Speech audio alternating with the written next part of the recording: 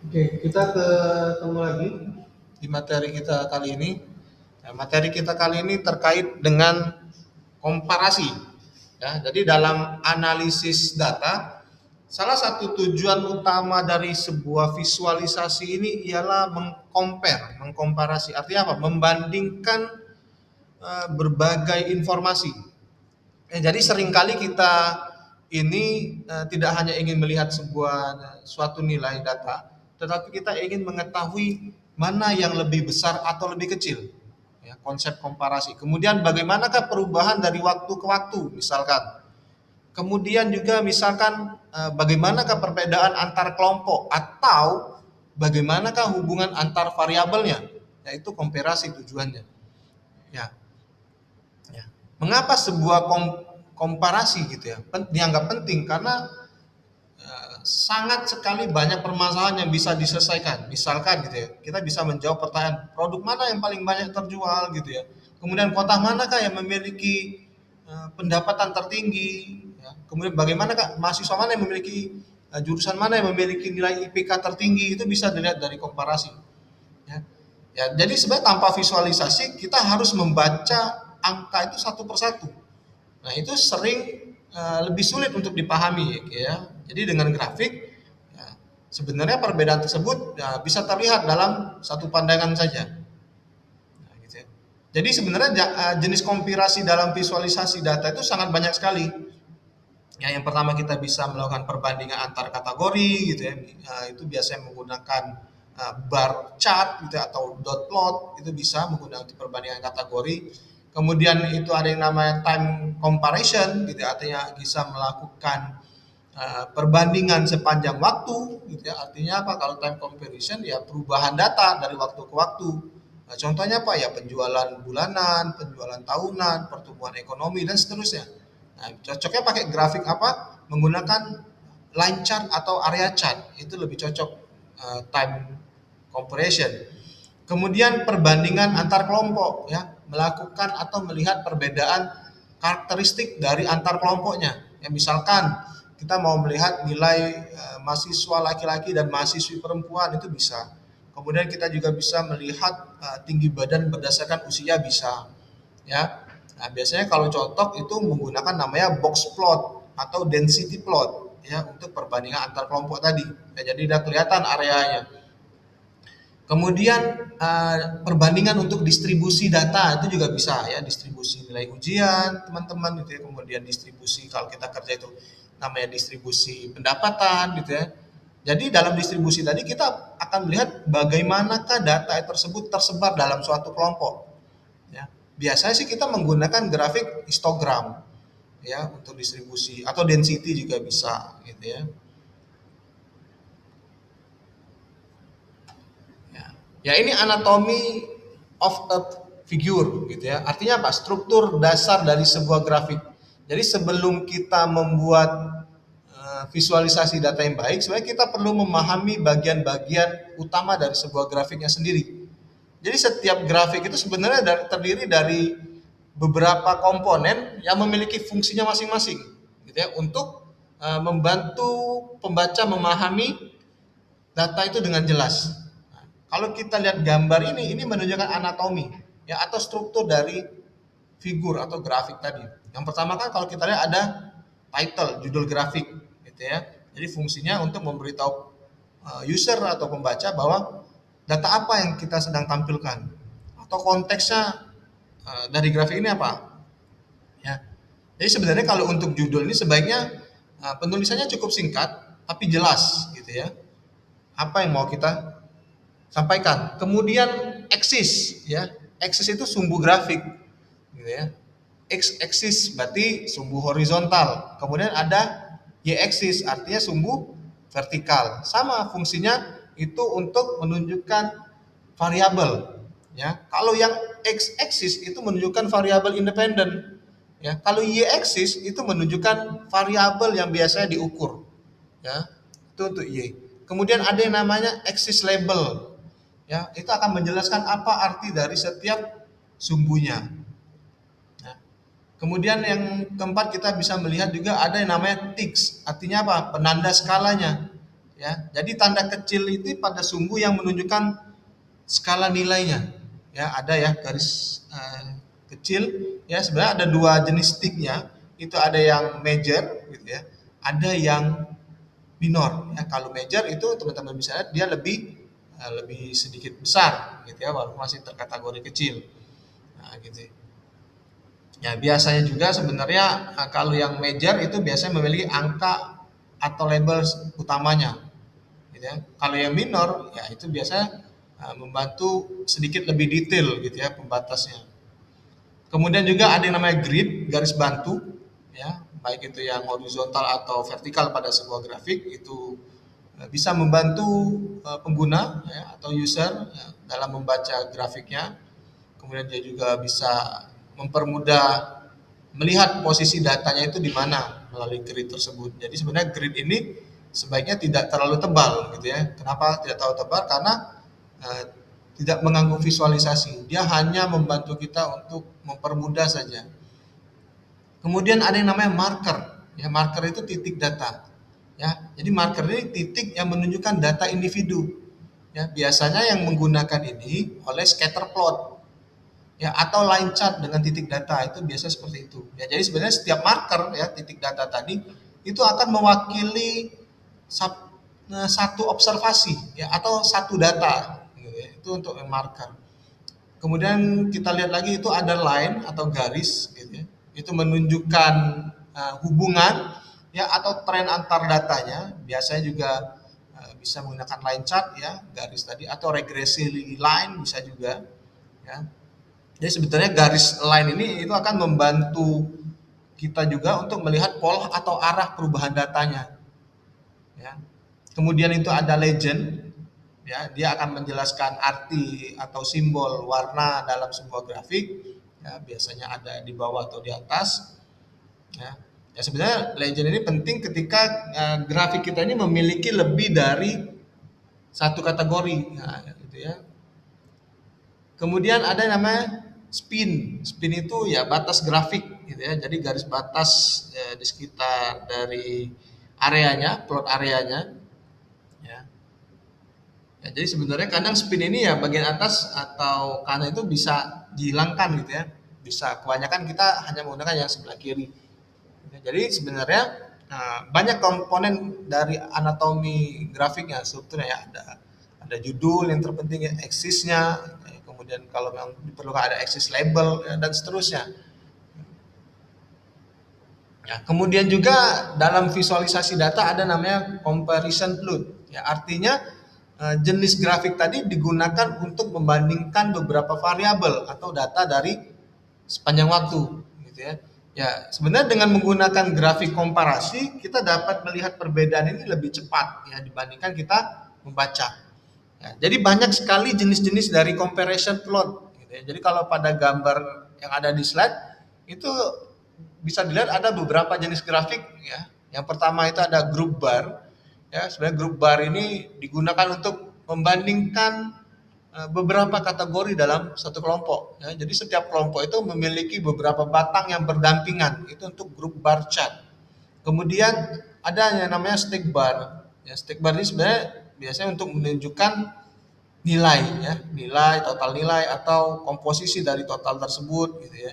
Jadi batang yang ditumpuk itu, ya, sehingga itu bisa melihat dari bagian keseluruhan, itu yang stack bar. Ya, kemudian ada yang namanya heat map. Ya, heat map ini biasanya untuk menunjukkan nilai itu menggunakan visualisasi warna. Ya, biasanya digunakan ketika data itu berbentuk matriks atau tabel yang besar. Ya, jadi semakin kuat warna biasanya nilainya itu akan semakin besar atau semakin tinggi, itu untuk heat map.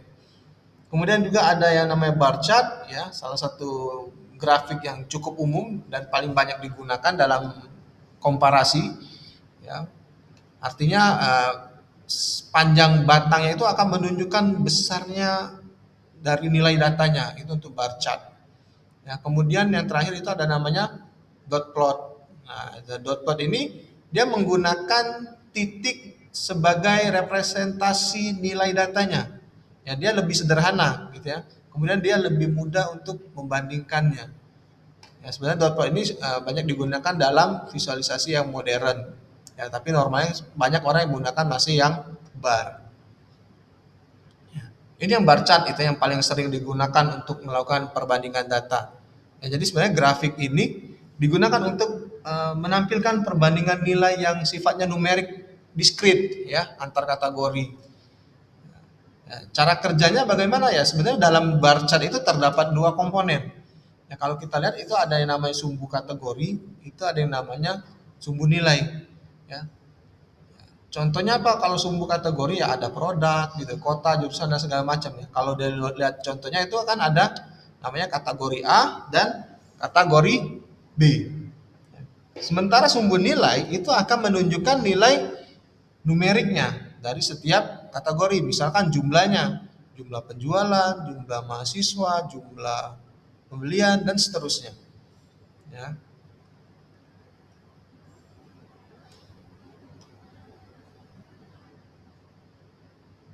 Kalau kita lihat pada slide ini, itu menunjukkan dua bentuk bar chart yang sangat umum, ya, baik itu namanya bar chart yang vertikal ataupun bar chart yang horizontal. Ya, jadi keduanya ini memiliki fungsi yang sama, ya, membandingkan nilai antar kategori, tetapi perbedaannya akan terletak pada orientasi dari batang grafiknya. Nah, coba kita lihat, yang bar chart vertikal itu batang grafiknya itu ditampilkan tegak ke atas. Ya, ciri-cirinya apa ya? Berarti sumbu X-nya berisi kategori gitu ya. Sumbu Y itu akan berisi nilai numerikal, ya. Tinggi batangnya ya sama, dia akan menunjukkan nilai besar. Ya. Kemudian kita melihat juga pada bar chart horizontal. Ya, batang grafiknya itu ditampilkan mendatar ke samping. Ya. Terbaliknya sumbu Y-nya itu berisi kategori, sumbu X-nya itu berisi nilai. Tapi panjang datanya itu sama, menunjukkan besar suatu nilainya tersebut. Ya, itu saja perbedaannya. Ya. Ya, jadi kalau kita lihat dari grafik tersebut terlihat bahwa binders itu memiliki kuantiti paling tinggi. Ya, jadi binders itu memiliki kuantiti paling tinggi. Pertanyaannya, kapankah kita menggunakan bar chart horizontal? Ya, biasanya sih lebih baik digunakan ketika kita akan melihat jumlah kategori yang cukup banyak. Ya, atau nama kategori yang cukup panjang. Itu lebih enak menggunakan bar chart horizontal, ya. Karena teks kategori ini akan lebih mudah dibaca dibandingkan diputar secara vertikal. Yaitu untuk kapan bar chart horizontal itu lebih baik digunakan. Ya, kemudian ada yang namanya group bar, ya, atau grafik batang yang berkelompok. Ya, dia akan membandingkan lebih dari satu data dalam series dalam satu kategorinya. Ya, artinya apa? Dalam satu kategori ya terdapat beberapa batang itu yang mewakili data yang berbeda. Ya, sehingga membandingkan nilai antar data itu bisa secara langsung. Cara kerjanya bagaimana ya? Data tersebut itu disusun dalam bentuk kelompok batang. Ya, jadi setiap kelompok itu akan mewakili satu kategori. Ya, jadi satu kategori itu akan banyak kelompok dan di dalamnya kan terdapat kelompok tadi ya, beberapa batang yang menunjukkan nilai dari data seriesnya itu yang berbeda. Ya. Ya. Contohnya aja kategorinya ada kategori A dan kategori B. Ya, sedangkan data seriesnya itu kan ada 3 gitu ya. Jadi untuk kategori A data seriesnya 1, 2, 3. Kategori B 1, 2, 3 sama. Ya, tapi kategorinya ada lebih dari 1. Nah, setiap data series ya, data series 1, 2, 3 tadi itu akan ditampilkan dengan warna yang berbeda ya, agar mudah untuk dibedakan. Ya, sama panjang batangnya juga itu menunjukkan nilai ya. Ya, semakin besar nilainya maka panjang datanya akan semakin banyak ya.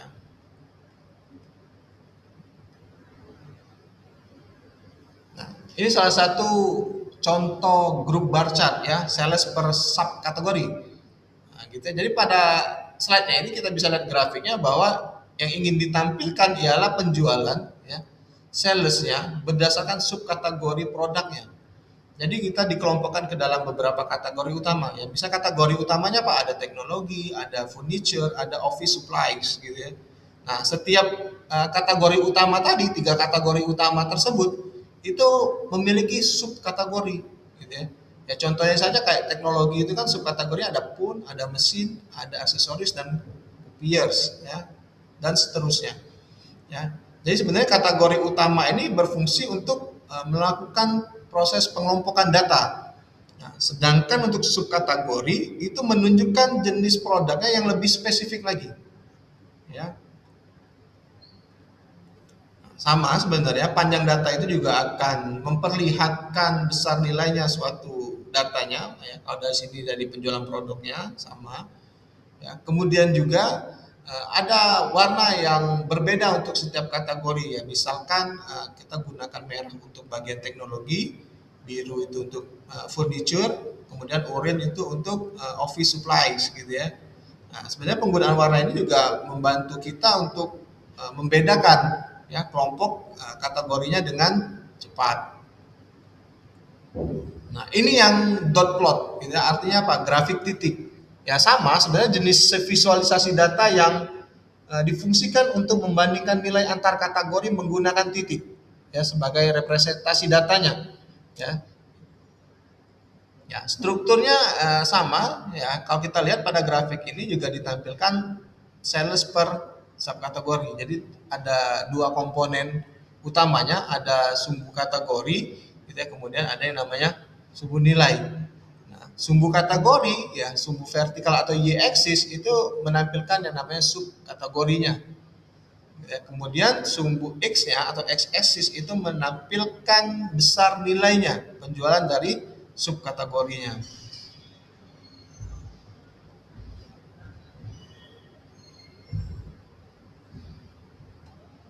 Ya ini sama ya, berbeda visualisasi data saja ya, menunjukkan bagaimana kategori yang lebih besar itu menjadi kategori yang lebih kecil sama. Ya ini untuk yang proses stick bar ya sama juga. Nah ini untuk heat map gitu ya, peta panas ya. Jadi kalau kita melihat heat map gitu ya, ya ini jenis visualisasi yang menampilkan nilai datanya menggunakan variasi warna. Ya, jadi semakin terang warnanya maka dia akan melihat polanya semakin besar datanya. Ya, jadi strukturnya sama, ada baris juga, ada kolom. Ya, baris ini biasanya akan mewakili kategori utamanya. Ya, kalau kolom biasanya mewakili kategori kedua. Nah, kemudian ada yang namanya sel. Nah, jadi setiap pertemuan antar baris tadi, ya, antar baris dan kolom, ya, itu akan membentuk satu sel. Ya, jadi sel ini berisinya nilai data, ya, kemudian ditampilkan dalam bentuk warna tertentu, yaitu untuk heat map. Ya, jadi dengan melihat warna heat map, sebenarnya kita langsung bisa melihat bahwa untuk area nilainya lebih tinggi, kemudian area lebih rendah itu bisa langsung terlihat dari warnanya. Ya, ya kenapa ini lebih mudah? Karena warna ini dapat ditangkap dengan sangat cepat oleh mata manusia. Nah ini juga sama gitu ya, ini nilai dalam bentuk matriks yang direpresentasikan menggunakan warna atau intensitas warnanya. Ya, artinya setiap sel tadi pada tabel itu tidak hanya menampilkan angka saja, tetapi juga diberi warna untuk menunjukkan besar kecilnya nilai tersebut. Ya, ya kalau kita lihat struktur data dari heatmap-nya, kita lihat di bagian barisnya atau bagian row itu ada website ABCD. Ya, ada A, ada B, ada C, ada D. Untuk kolomnya itu kita bisa melihat itu jenis perangkat atau sumber trafficnya. Ya, ada smart plug, ya, speaker, baterai, USB dan seterusnya. Ya, selnya itu menunjukkan nilainya, ya, nilai tertentunya, misalkan jumlah interaksi, penjualan dan sebagainya. Ya, seperti website B aja, website B pada AA Battery Pack itu memiliki nilai 550 ya, yang merupakan nilai yang cukup tinggi ya, berwarna hitam. Ya, jadi peran warna itu kita bisa melihat oh warna hitam gitu ya. Ya, warna yang lebih terang itu akan menunjukkan warna yang lebih rendah. Ya, dalam posisi ini. Warna yang lebih gelap itu akan menunjukkan nilai yang lebih tinggi. Ya. Selain itu juga sebenarnya terdapat color scale-nya ya di samping grafik yang membantu memahami arti dari setiap warna tadi. Nah, ini juga penggunaan heat map ya, bagaimana kita melihat grafik penjualan itu per kuartalnya. Jadi pada slide ini sebenarnya yang ingin ditampilkan itu ya contoh penggunaan heat map untuk melakukan proses analisis penjualan berdasarkan waktu dan wilayah. Ya, jadi kalau kita lihat itu ada nilai penjualan dari beberapa negara bagian state-nya selama beberapa tahun ya, dibagi per kuartalnya, ada kuartal 1 sampai kuartal 4. Dengan heat map kita dapat melihat pola penjualan dalam periode waktu tertentu secara lebih cepat ya dibandingkan dengan tabel angka. Ya, sama kalau kita lihat dari struktur grafisnya ada baris sama ada kolom. Ya, untuk garis ya, untuk baris atau row itu akan menunjukkan state-nya, ya, state atau wilayah untuk penjualannya. Ya, ada New Jersey, Colorado dan seterusnya. Ya, Michigan, Texas gitu ya. Itu mewakili satu wilayah penjualan. Di bagian kolom itu akan memperlihatkan atau menampilkan waktu penjualan berdasarkan kuartal tadi ya, kuartal 1, 2, 3 dan 4. Artinya apa? Datanya dibagi juga berdasarkan tahun. Jadi 2016, 17, 18, 19, di 2016 itu ada 4 kuartal. Ya, ada kuartal 1, 2 dan 3, 4 gitu ya. Jadi warna juga ya. Kalau kita lihat warna biru yang digunakan untuk menunjukkan besar kecilnya nilai penjualan. Jadi sebenarnya seluruh warna ini warna biru. Ya, warna yang lebih terang ya itu akan menunjukkan atau melihatkan nilai penjualannya lebih rendah ya. Warna biru terang. Warna biru yang lebih gelap artinya nilai penjualannya lebih tinggi. Ya. Jadi untuk materi kita ya, saya cukupkan sampai sini. Jadi untuk teman-teman kalau ada yang ingin ditanyakan bisa melalui jalur pribadi. Ya, lebih dan kurangnya saya mohon maaf. Sampai ketemu lagi di video berikutnya.